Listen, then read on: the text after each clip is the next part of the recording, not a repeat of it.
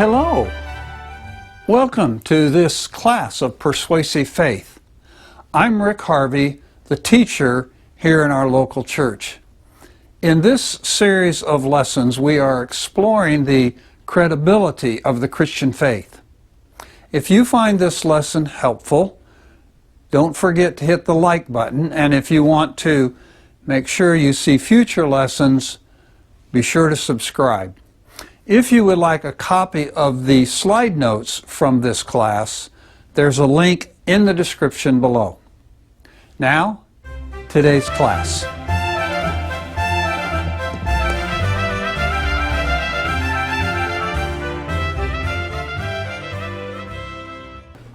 Last week we were talking about what we called argumentation, which is how we proceed in our reasoning with somebody, how we present our position or our argument or our understanding of things.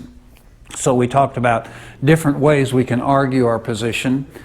We talked about inductive, in which we're arguing from the general to the specific, in which the conclusion follows necessarily from the premises. We talked about inductive reasoning, where we argue from a collection of specifics to the general, and that the conclusion of that follows probably, but not necessarily, from the premises. And then we talked about abductive reasoning, which is typically a kind of reasoning we use to determine what are the past causes of things that we observe or things we see, for example, today. And we talked about how that can look like inductive reasoning, but it's actually a little bit different in that we're looking at probabilistic causes, and then we talked about how in an abductive argument how you then compare alternate explanations or alternate hypotheses, how you assess them to figure out which one is the most probable or the most likely. So we talked about Bayes' theorem, and I'm sure you all got Bayes' theorem down, just nailed down tight. You worked on that this way, and then there's inference to the best explanation, which is how most of us compare hypotheses or compare explanations. So that included things like explanatory scope, explanatory power, plausibility, simplicity, and things like that. So that's where we were last week, and I mentioned several times, we talked about fallacies and that type of thing. And I promised we'd get there today, and so that's what we're doing today. We're going to talk about logic, and I like to think of logic as it says there, the rules of the road. So, what is logic? So, logic really is how we describe reality. Okay, and it is, of course, like everything else in philosophy, is a very deep, involved subject, and we're just going to kind of cut to the chase. We're going to just hit on just some elementary things that we need to really be in touch with as we think through our own reasoning and our own thoughts, and as we try to help other people. So when we talk about using logic, what we're really talking about typically is we're talking about using the principles of logic to get ourselves from one point of knowledge and understanding to another point of knowledge and understanding. So there's something I know, something I understand, and I have some question or whatever, so I employ logic or the principles of logic to get me from point A over here to point B. And when I think about it in those terms, it helps me just to kind of think of it in this kind of an illustration that I kind of imagine logic as being on a road trip. Okay, so it's like I'm trying to get from point A to point B, and how do I do that? All right, so let's say I want to go from here to Kansas City, or say I have someone I want to take from here to Kansas City, okay? There are two primary things that are involved in doing that, right? So first, there's that the route that I take, right? So I can go up I-35, I can go up I-44 to Tulsa and go north, or I can go over to Joplin and go north.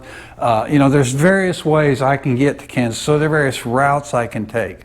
So in this process of reasoning with people and persuading people, I think of argumentation as the route I choose to take. There are different routes, or depends on who you are. It might be a route rather than a route, but to me they're routes. Okay, so I choose what route I'm going to take. So I choose whether I'm going to use an inductive argument or a deductive argument or an abductive argument. So I can choose the way that I'm going to get there. All right, and I think of what we talked about last week as what's the route I'm going to take. Right. And then I think of logic as kind of the highway rules. These are the rules I need to follow. So if I'm going to drive from here to Kansas City, there are certain rules that I need to follow. There are certain lanes I need to be in. There are certain speed constrictions. There are certain things I have to do, like signaling turns and that sort of thing. I have just various rules. Okay. So if I'm trying to take somebody from here to Kansas City, and I violate one of those rules, what's likely to happen? They're going to stop me, and they're going to give me a ticket, okay? So the policeman has handed me a ticket. I now have this ticket citing me for driving too fast or whatever. What usually happens then after I get the ticket? What do I do? Dry your tears. Dry my tears, and then I just drive on, right? I just go on. Unfortunately, in logic, that's not how it works. Okay? So in logic, when you violate the rules of logic, it's kind of like the children's game of Chutes and Ladders? The worst game ever invented for a parent to have to play with his children, right? Okay, the most frustrating game ever. Okay, I'm glad last year when I asked, nobody knew what Chutes and Ladders was. But at any rate, my kids wanted to play that game, and oh no, because at least, the game that requires some skill, I can beat my kids. But in this game, I couldn't beat my kids, right? Take that metaphorically and not literally. But that's what happens in logic when we're reasoning with somebody. If we violate the rules of logic and they see that, they note that, what happens is we don't get to just kind of slough it off and go on and pay a fine later, right? We have to go back and we have to start all over again, right? So these rules of logic are really quite important. Now there are what are referred to as the laws of logic. There are three foundational laws or rules of logic. And before we talk about them individually, I want to just discuss some things about them. And first of all, what I want us to understand about the laws of logic is that all truth conforms to these fundamental laws. So essentially what I'm saying is that these fundamental laws are a description of the way things really are. Remember we said truth is that which corresponds to reality, okay? So these fundamental laws of logic are simply a description of the way reality is, all right? So it's not just something that's kind of arbitrarily imposed on us or whatever. This is reality, and the laws of logic have to do with reality. So they're unavoidable. We can't avoid them. If we're going to discuss anything coherently with people, or if we're going to reason with people coherently, we have to employ these laws. And so you may not be familiar with these laws, you may have heard of them before, but you use them every day, okay? They're just unavoidable. So you will get people sometimes that will try to argue that these fundamental laws of logic don't apply, or they don't apply in certain parts of the world or whatever, all right? But in order to deny the laws of logic, they have to employ the laws of logic to do it, okay? So you'll see how that works here in a bit. So there's one sense in which the laws of logic are like the laws of nature, and there's another sense in which they're different. But they are like the laws of nature in that they existed before they were discovered. So, for example, when Isaac Newton discovered the law of gravity, he didn't invent the law of gravity. So it's not like Isaac Newton made some decree and then all objects in the cosmos had to relate to one another in a certain way because Isaac Newton said so, right? Rather, that's the way the universe operated, and he observed that and then expressed it in a mathematical form, and we all look at that and go, oh, that's a law of nature, right? Okay, so that's a similarity to the laws of logic. They were not created by Aristotle. Aristotle is usually the one who's attributed with the first one to really most explicitly delineate these laws or explain these laws. But he didn't create them, right? He just observed the way reality is, he observed the way reality works, and then he articulated them in this particular way, and that's very important for us to keep in mind. The second thing, next thing I want to point out about these laws is, as I say, they describe the way reality is. Now, next week we're going to start talking about God. We're going to talk about the existence of God and that sort of thing, go on later and talk about the nature of God. And one of the things we're going to discover about God's nature is that God is ultimate reality. All reality emanates from God, is a result of God existing and then God's actions. All right? So if God is ultimate reality and the laws of logic describe the way things really are, then really what the laws of logic are doing is they're describing to us something about the way God is. All right? So these are not just some kind of arbitrary thing and God just said, okay, it's going to work this way, okay?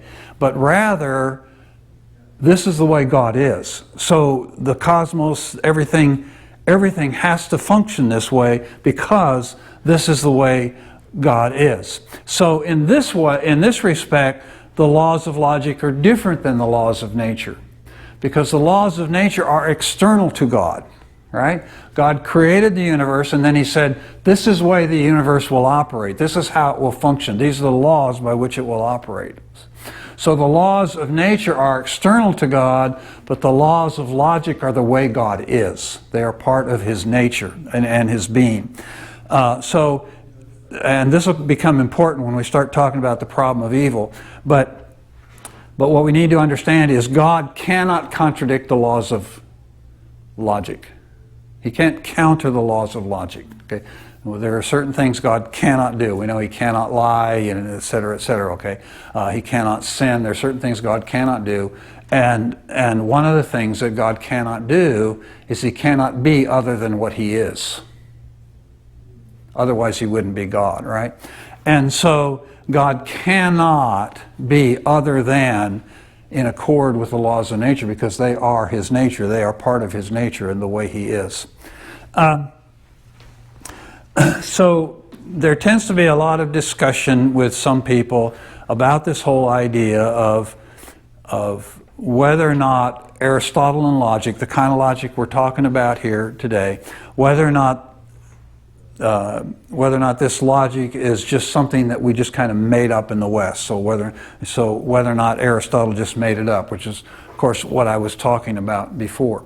And the reason this comes up is because when they look at worldviews in other parts of the world, particularly in the eastern part of the world, so India and Asia and those sorts of areas, where you have like Buddhism and Hinduism and that sort of thing. The argument is they have a different kind of logic, okay? And so we have Aristotelian logic here in the West because Aristotle made the laws or articulated the laws or whatever as they think. And so we've just followed Aristotle.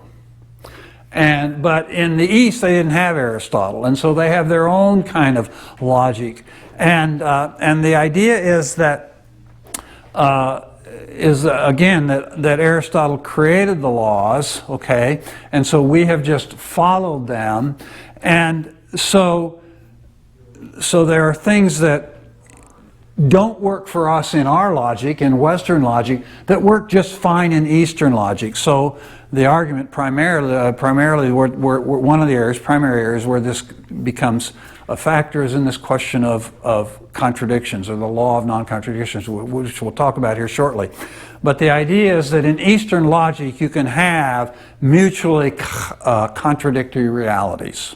Okay?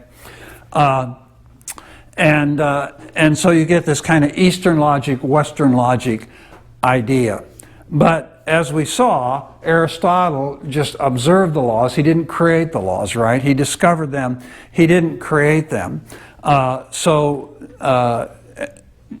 we've said, like in the law of gravity, they are universal laws. They apply to everybody, regardless of who articulated them or how they were articulated. So the truth of these laws is independent of the words that are used, the way they're expressed, and they are independent of the society or the culture or even the worldview in which a person lives or exists. Okay?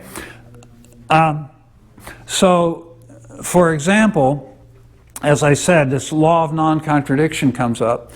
But for somebody, if somebody says the universal law of non-contradiction is not universal, they have just employed the law of non-contradiction to say that, right?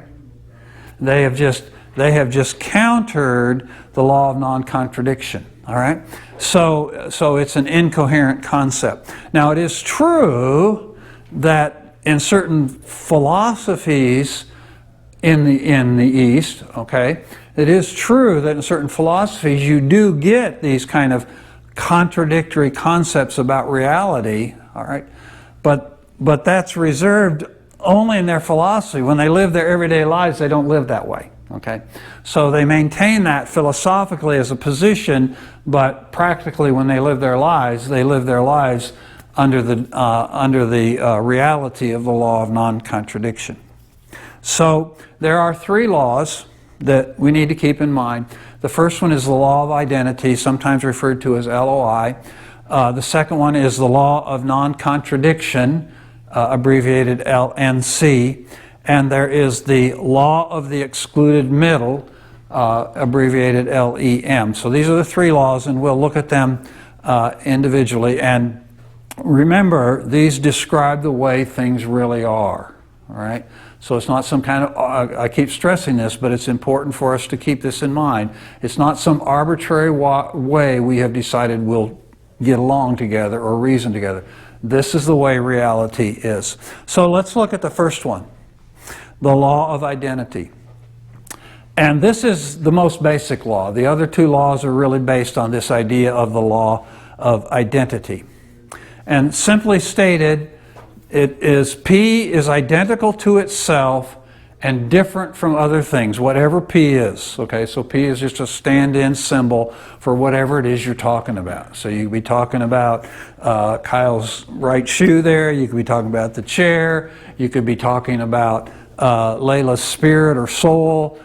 Whatever you're talking about, P is identical to itself and different from other things. So J.P. Moreland simplifies it. He says everything is itself and not something else. Okay. Now, you're probably going at this point, Rick, this is so obvious. Why are we even wasting time on it? Well, it is obvious because it's reality, all right? But it is crucial, as you'll see, and it becomes crucial in Christian theology that we get a handle on this idea of the law of identity. So each thing is composed of its own set of characteristics or features. Okay? So everything has its own features. The tripod has its own features. The chair has its own features, right? Everything has its own features. And the Greeks referred to that as the essence of the thing. So you have a set of characteristics or features or attributes. Everything here in the room has its own set of characteristics or features or attributes, and that is its identity, and that is what the Greeks called its essence. All right? So I have two chairs here. I have this chair and I have this chair, all right? Now, those chairs look the same, right? They look very similar to us, but they are not identical. The most simple way I can know that they are not the same chair is one's there and one's there, okay? So they actually have two separate features to them. Now their location happens to be temporary, but they're still two separate features distinct from one another, so that I know they're not the same chair, they're different chairs, all right? And particularly, not so much in the temporal things that can change, you know, at any moment, but particularly in the permanent features of each one of those chairs. They remain distinct. So they're both made up of similar materials, but the fabric on that chair is actually different fabric than this chair. It has different molecules and that sort of thing, all right? So I can define that chair, and I can define that chair, and the definition that I give those chairs is their identity, all right? So I can say that this chair is on my right and this chair is on my left, and that's, so if I say to Kyle, would you get the chair on my left and do something, you know, then I have given him a definition of the chair I'm talking about, which identifies the chair. Okay. Now, if this were a red chair and that were a blue chair, I might say, would you get the blue chair and put it over there? Okay. In which case, again, I am identifying the chair by the definition that it has, which is that it's a blue chair, right? Okay. So the definition is the expression of the characteristics or the essence by which a thing is identified. It's through its definition that the identity of a thing is discovered. So this whole idea of definition comes in turns out to be very important, how we identify a thing. And you'll see when we start talking about fallacies here in a few minutes where this becomes important. So when one violates the law of identity, you have committed an informal fallacy. So if you violate this law of identity, that's a fallacy. It's a particular kind of fallacy we call equivocation. So you might have heard you might hear somebody say, "Well, he's equivocated," or he's committed the fallacy of equivocation. It's what's happening is there's a violation of this law of identity. All right, and we'll see an example of that here in a little bit. So everything that exists has a specific essence. It has a unique essence in and of itself. And when we talk about something's identity, that's what we're talking about. The identity of something is its essence.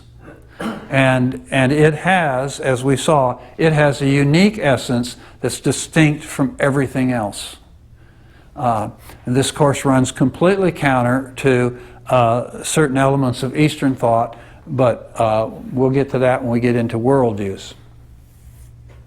So for something to have an identity means that it has a single identity, okay? So an object can't have two identities. This chair can't be this chair and that chair, or this chair can't be this chair and that tripod. Each one of them has a different identity, all right? Now, an object can only have one identity, but it can have multiple characteristics, right? So this chair is black, it's so high, it's shaped in a certain way, it has certain molecular structure, right? So it has a number of characteristics, but it only has one identity. So all its characteristics are part of its identity, all right?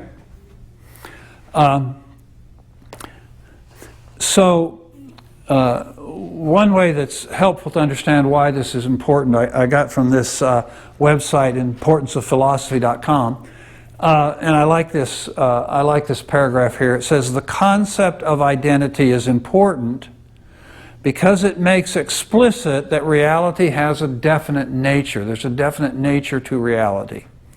And since reality has an identity, we can know it. So the important thing about the law of identity is that it makes it possible to know things. All right? Since it exists in a particular way, it has no contradictions. So since this chair exists in this way, I know it does not exist in any other way. It just exists in this way only. And the identity of that chair is the identity of its essence of what it is that exists, and so it's not something else. So when I look at that chair and I understand its identity, then I know it's not the table in the back of the room. All right? All of that gets blurred in Eastern thought, but these are the universal laws by which we operate. This reality about the law of identity, this reality is both material and immaterial. So it applies not only to, for example, the physical objects in the room, but is why also a few minutes ago I mentioned Layla's spirit or Layla's soul. Okay? So it also applies to immaterial things. It applies to anything, whether it's material or immaterial. It applies to God. It applies to anything that is either material or immaterial. And it also applies not only to things that are concrete things like souls and spirits and rocks and trees and things like that, but it also applies to things we think of as abstract things. Okay, now there's a great deal of discussion and debate in philosophy about abstract things and whether they really exist. But assuming that abstract things really exist in some way, it applies to them as well. So abstract things would be things like numbers. So not the physical number 7 written on a piece of paper, but the number 7 is an abstract thing. It doesn't have any reality to it, okay? Propositions are what we call abstract things. Relations. So Mike is taller than Jim. Okay, that's a relationship. All right, and this idea of identity applies to that relationship of being taller than. So if I understand, how do I define taller than? Okay, so once I've defined taller than, I've identified the characteristics or the nature of being taller, of that kind of relationship. And so this idea that there's a certain identity to the relationship of taller means that it would be incoherent of me to say Mike is taller than Jim, Mike is shorter than Jim. Okay? Because those two things, those two relations are not the same thing. They are different, right? They have a different definition. They have a different identity. I know some of this stuff is getting pretty far out. Abstract maybe from the way we normally think, but as you'll see, it can be very important. And that is because I can just think of, off the top of my head, I can think of 3 very crucial areas in which the law of identity has a bearing on our Christian faith. Okay? And the first one has to do, of course, with obviously the whole nature of reality. So when an Eastern mystic says, well, there is no reality, it's all an illusion, obviously the law of identity comes into play here, right? So it has to do with the whole nature of reality, which of course as Christians we adhere to. Secondly, it has important implications in our doctrine of the Trinity. So when we discuss the Trinity and we discuss the arguments for and against the Trinity, this whole idea of identity, of definition, of the nature of the essence of God, and how can you have one God with 3 persons. This whole idea of the law of identity comes into play, and when Christian theologians in the early centuries first sat down to wrestle with, okay, how do we express this idea of the Trinity we see in Scripture? This was one of the issues they were wrestling with, was the law of identity. You know, how does this whole idea of the Trinity work given the law of identity? And they were very careful how they articulated the doctrine of the Trinity in order to be careful not to violate the law of identity. A third place where it comes into existence, and we'll get into this here in just a few weeks, is the nature of human. What does it mean to be human? And do humans have a soul? Okay? And we will be able to employ, using the law of identity, we will be able to employ an argument that demonstrates that humans have a soul. Okay? So these are just 3 areas where the law of identity becomes important. So it may be a new way of thinking to you. You may not have thought about this before, but as we move forward and I refer back to the law of identity, at least you'll know we're not coming out of outer space or something on that. So the second law is the law of non-contradiction. And simply stated, it just says P cannot be both P and not P in the same way at the same time. Okay. So another way of saying it is something cannot be true and false in the same way at the same time. So it cannot be true and false that it's hot outside. Now it can be true today that it's hot outside and false tomorrow, different time, okay? Or if I define hot differently, right? To me it's hot, yeah. then it could be true for one and not true for the other, all right. But assuming the law of identity, that we're talking about the same thing, whatever that thing is, all right, it can't be both true and false in the same way at the same time, okay? So a woman cannot be a mother and not a mother at the same time in the same way. It's impossible, right? You can't have a married bachelor, right? Because by definition we know what married means, and by definition, again, by essence, by nature, we know what a bachelor is, and we know that the law of contradiction says you can't have both, okay? And we'll get into this later in our discussion about the problem of evil, but this also means that you can't be free and be determined. Those are conflicting concepts, okay? You can't have both of those at the same time, okay? So Ravi Zacharias put it this way, and I like this. He says, truth by definition is exclusive. The moment you affirm something, you exclude anything that challenges that. That's just simply put the law of non-contradiction. And then thirdly, there's the law of the excluded middle, and this sometimes confuses people a little bit, so I'll try to make it clear. But the law of the excluded middle simply says P must be either true or false. There is no middle ground. There's no other alternative. Okay? And so for any proposition P, for anything that I'm saying is true, all right, it has to be true or it has to be false. You don't have any other choice. Okay. Now, it is obviously true that you can have what we might call a compound proposition, that one part is true and one part is false. But any just basic elementary proposition is either true or false, okay? So if I say my shirt is white, okay, very simple proposition. If we agree on the definition of my and we agree on the definition of white, it's either white or it's not white, okay? There's no other ground, right? So when we think about these second two laws, the law of non-contradiction and the law of the excluded middle, what's the difference? Well, I like to think of it this way. The law of non-contradiction simply says a proposition cannot be both true and false. Okay? It has to be one or the other. It can't be both true and false. The law of the excluded middle says those are the only alternatives. It's got to be one or the other. Okay? So it can't be both, but it's got to be one or the other, right? You don't have any other alternatives. Okay? So in the time we have left, I want to talk about logical fallacies. And as I suggested last week, there are two kinds of logical fallacies.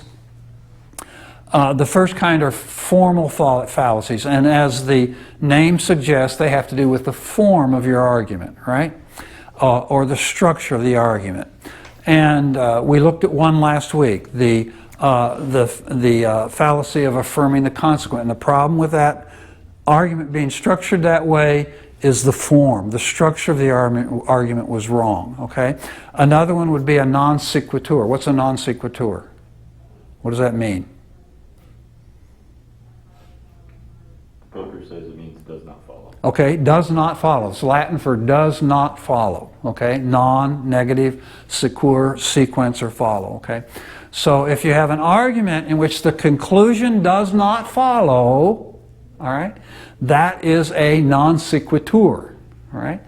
So somebody gives you a bunch of premises and then they shoot a conclusion at you, and it doesn't follow from what the premises you've given, then you say, well, that's a non sequitur. Now again, the conclusion may be true, but it doesn't follow from their argument. All right. That's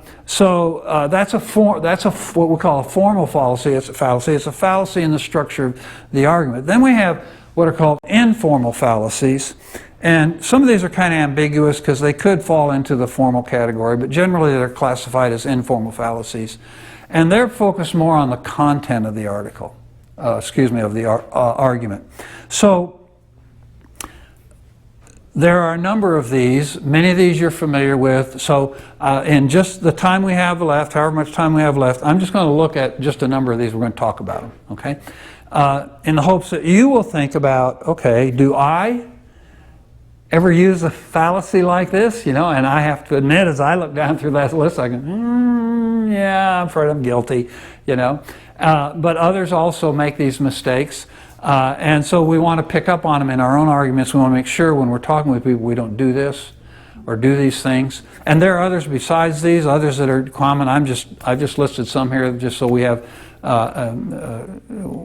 we'll just take as much time as we have. But like I say, there are others in addition to these. So the first one is what's called an ad hominem argument. So what is an ad hominem argument? Okay. Again, comes from the Latin, against the man. Okay, ad hominem, against the man. Okay, and what an ad hominem argument is, it's a criticism or a verbal attack on, for example, the character of a person or the intelligence of a person or something like that. On the assumption that attacking a person's character has refuted their argument. Okay, and has answered their argument. But that's a fallacy, all right? So an example would be, that Christian is a hypocrite, so Christianity is false, okay? That's the presupposition that goes behind much of the, hypocrites in the church argument. The presumption that goes behind that argument, well, there are a lot of hypocrites in the church, is the implication that, therefore, I reject Christianity. I reject the truthfulness of Christianity because there are hypocrites in the church. But they have not refuted the truthfulness of Christianity. They haven't refuted Jesus' claims, right? They haven't refuted the points of Christian doctrine. They've just pointed out some people don't live that way. Okay? Well, that's a given. I can accept there are hypocrites in the church, but that's not a challenge to the truthfulness of Christianity. That's an ad hominem argument. Okay? And then very closely related to that is the fallacy of appeal to ridicule. Okay? So we've just had the joy of experiencing about 2 or 3 months of these kind of arguments, right, going on both sides of the aisle, right? So ridicule is directed at the claim rather than offering a substantive argument. So what I do is I just ridicule it, and then I don't have to answer it, okay? And we run into this all the time. One place that we'll run into it in apologetics is the arguments against intelligent design. And oftentimes, intelligent design is just characterized as science denial. Okay, and so the person won't actually answer the arguments or deal with the evidence for intelligent design. They'll just say, well, that's just denying, you guys just denying science, okay? So it just ridicules, or we're called flat earthers, okay?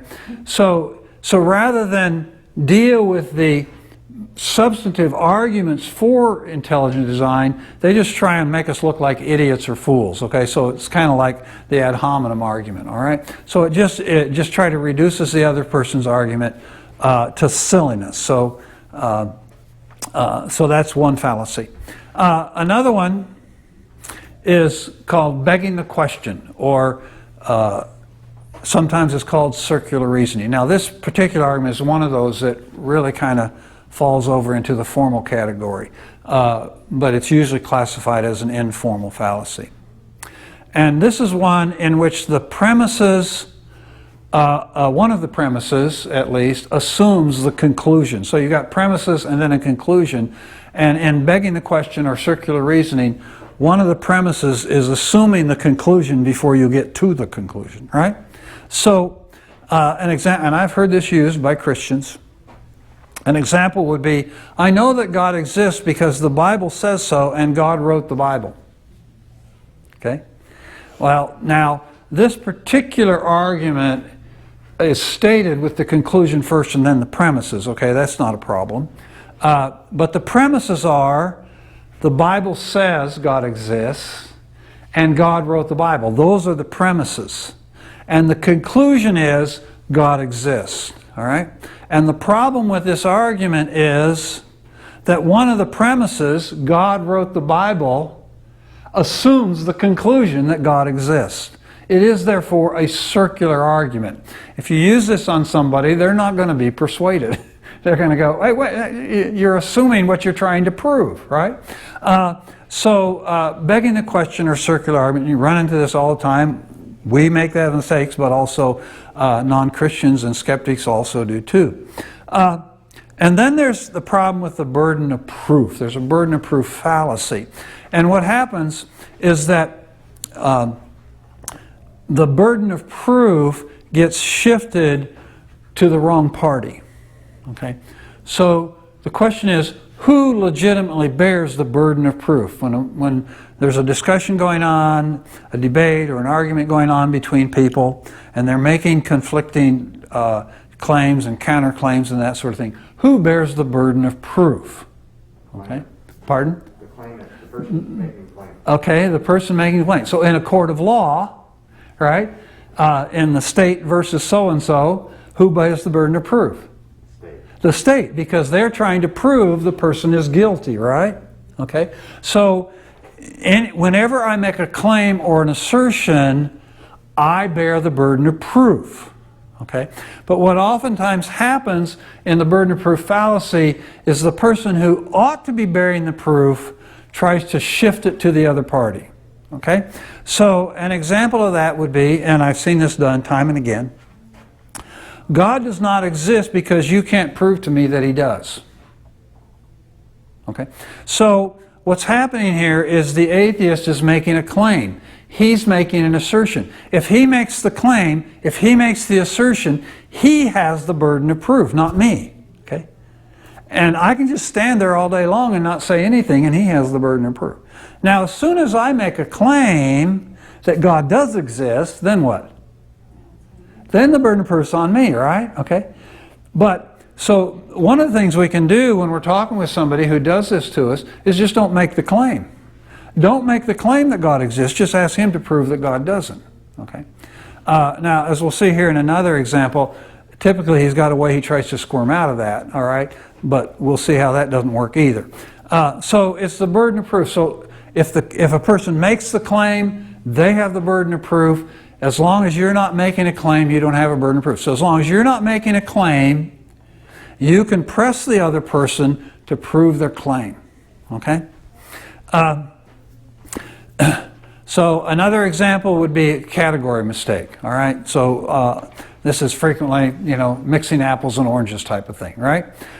So it's a confusion of categories in which issues that are relevant to one category are confused with those that are relevant to another category. So a classic example from Richard Dawkins in his book, The God Delusion, which he actually considers to be his fundamental argument in an entire book, is actually a category mistake. And his argument is, if the universe had to have a cause, what caused God? Okay? Well, it's very easy to fall into that trap and then try to start defending God, okay? But he's made a category mistake. What's the difference?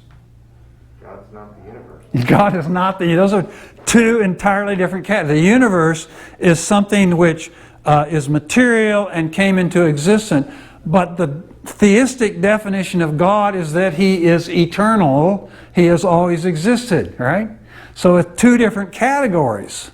So to try to lump them together and say, well, if the universe had to have a cause, God had to have a cause, is a confusion of category. It's a category mistake. Equivocation. And this is what we talked about a few minutes ago about the law of identity. So it's using the same word in the same discourse, but it really has different meanings in the way it's being used, right?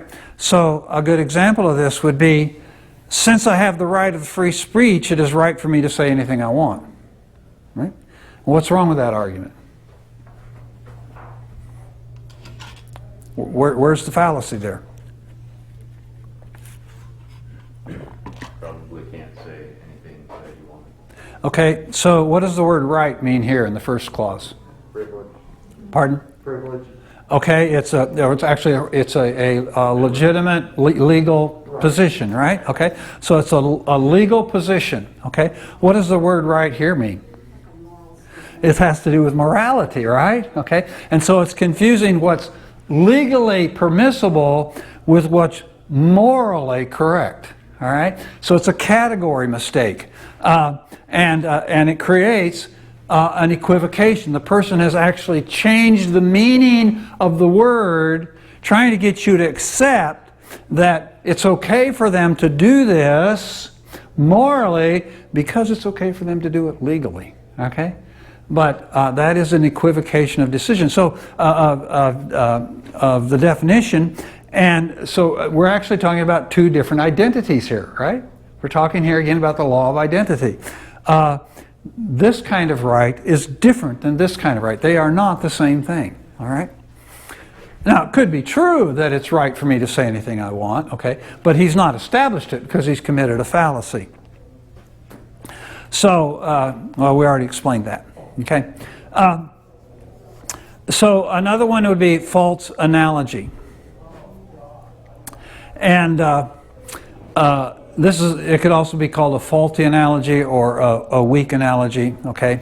And so this is something we need to be very careful about because we oftentimes argue from analogy. But arguing from analogy can be pretty treacherous. So if you're arguing from analogy, you need to stop and think carefully, am I doing this right? Is this a good analogy? So two things that are similar in one respect are claimed to be similar in another respect in which they are actually substantially different, okay? And so what's happening here is superficial similarities are being pointed out and then essential dissimilarities are being overlooked or ignored, okay? So an example of this would be all religions are the same because all religions teach us to do good and love our neighbor. Well, most religions do teach us to do good and love our neighbor, okay? But that's actually a superficial similarity. The essence of Christianity is not its moral code, right? The essence of Christianity has to do with the nature of God and the nature of man and et cetera and things like that, right? And similarly, the nature of Hinduism has to do not so much with its moral code as with its worldview. And that's why people on the outside will say all Christians are the same, all religions are the same, but the people in the various religions insist, no, we're not the same, because they recognize the essential differences. Okay, a false dilemma, also called the either-or fallacy. This is one people love to do. An argument in which only two alternatives are given, although at least one other alternative also exists. Okay, so I say to Brian, have you stopped beating your wife? No. See, I've given him two alternatives, yes or no, but there's another alternative, which he never did, right? He never did beat his wife, okay? So that's the either-or fallacy. Another one is a genetic fallacy. This is quite common. The origin of belief or claim is taken as evidence for or against it. The origin of a belief is not an argument for the truthfulness of the belief. Okay? So oftentimes someone will say, well, you're only a Christian because you were born in America. If you were born somewhere else, you'd be something else. You're only a Christian because you were raised in a Christian home. Okay. Well, that may be true. Maybe I am. Maybe my only reason for being a Christian is because my parents taught me Christianity and I just accepted it. Maybe that's true, but that has nothing to do with the truthfulness of Christianity, right? Christianity is true or false is staked on whether or not it corresponds to reality, not how I came to believe it was true, okay? So it's the genetic fallacy. The origin of a belief is not germane to its truth or falsehood. And then there's a red herring argument. And this is just simply where somebody raises another subject to try to distract you from the subject at hand. Okay? So they change the subject. So you claim there is a God, but I know atheists who are really good people, and I know a lot of Christians that are hypocrites. Well, okay, sure, I'll accept that. I'll accept there are a lot of good atheists. I've known some, right? But that has nothing to do with whether or not there's a God, right? That's just simply a red herring. It's diverting us from the discussion of the evidence for the existence of God. Well, we're out of time. You got a couple more there. Next week we'll go on, now we've been laying the foundation of how we think and how we reason and how we know truth and all that sort of thing over the last number of weeks. And now we're really going to launch into the content of the Christian faith, and we're going to start with the existence of God. How do we know God exists? And that's what we're going to do next week. So that's where we are.